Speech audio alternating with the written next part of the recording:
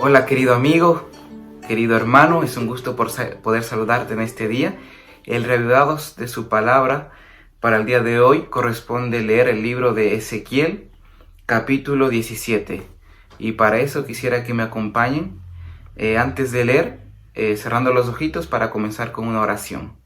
Querido Padre que estás en los cielos, te damos las gracias por el don de la vida. En estos momentos pedimos que el Espíritu Santo pueda posarse sobre cada uno de nosotros y así poder escuchar lo que usted nos quiere decir a través de su palabra. En el nombre de Jesús, amén. El capítulo 17 de Ezequiel es una enseñanza a través de una parábola. En este momento Dios le va a hablar a Ezequiel y Ezequiel tiene que transmitir el mensaje a todo el pueblo de Israel. Y empieza diciendo algo interesante en el versículo 3. Llegó el Líbano un águila enorme de grandes alas, tupido plumaje y vivos colores. Se posó sobre la copa de un cedro y arrancó el retoño más alto. Aquí nos está refiriendo a que el Líbano se hace referencia al reino de Judá. Y dice que llegó al reino de Judá un águila enorme. Esto está haciendo referencia a que llegó el rey Nabucodonosor. Ahora, ¿qué hizo el rey Nabucodonosor? Dice en el versículo 4 que arrancó el retoño más alto y lo llevó a un país de mercaderes. Esto quiere decir que el rey Nabucodonosor llevó al cautiverio al rey Joacim, el rey de Judá, y lo llevó a Babilonia. El versículo 5 dice lo siguiente: tomó luego semilla de aquel país y lo plantó en terreno fértil. Como el pueblo de Judá se quedó sin rey, ahora lo que hace Babilonia es poner otro rey. Y este rey tenía que estar sometido y debía estar bajo las órdenes del rey Nabucodonosor. ¿Y quién fue este rey? Fue el rey Sedequías. Y es algo interesante. El versículo 6 dice que la semilla germinó y se hizo una vid frondosa de poca altura. Sin duda, el rey Nabucodonosor quería que el reino de Judá prosperara. Y fue así. Lo único que el reino de Judá tenía que hacer para prosperar era obedecer las órdenes de Babilonia. Nada más. Y en este caso el que tenía que obedecer era el rey Sedequías.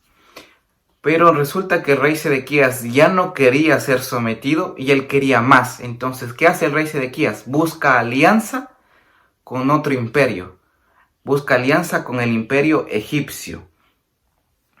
Y el versículo 7 dice: pero había otra águila grande de gigantescas alas y abundante plumaje, haciendo referencia al imperio egipcio.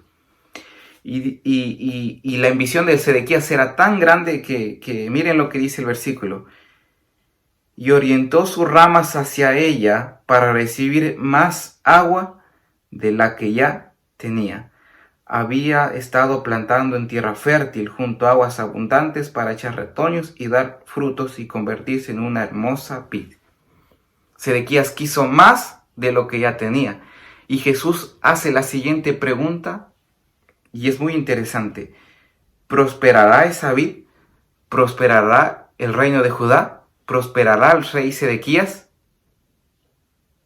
Y esta respuesta nosotros la podemos encontrar a través del libro de Jeremías, de Isaías, de Ezequiel, del libro de las Crónicas, donde nos damos cuenta que Sedequías, por hacer alianzas con el reino del imperio egipcio, dice que Babilonia llegó y destruyó.